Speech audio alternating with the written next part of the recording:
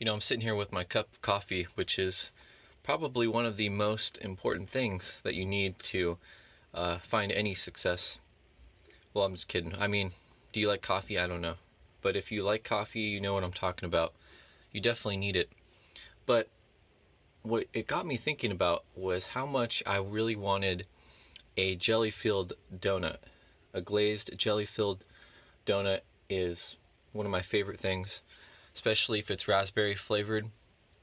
And it got me thinking, though, about how important it is to know your weaknesses, because we know it's important to know our strengths and to play on our strengths and our abilities to the best that we can.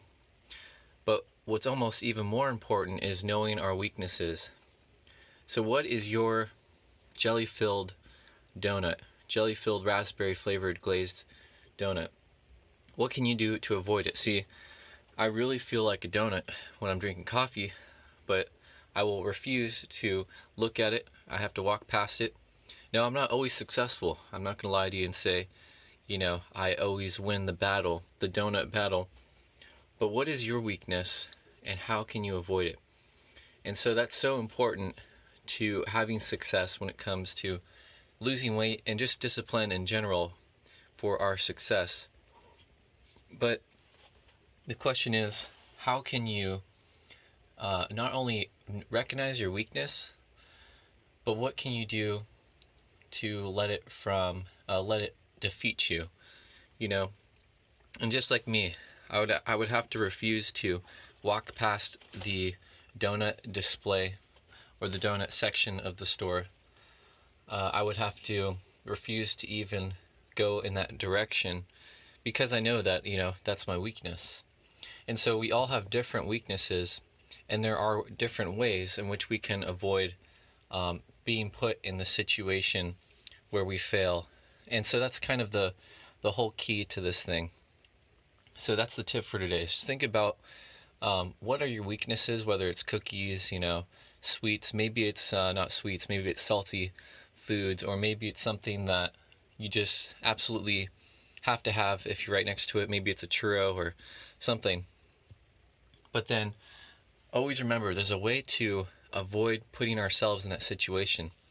So when we tend to fail, right, when I tend to get the donut and I cave in, it's because I've let myself be in a situation where that could even happen. And of course, there are people with very strong willpower, and sometimes we have more willpower at certain times than at others.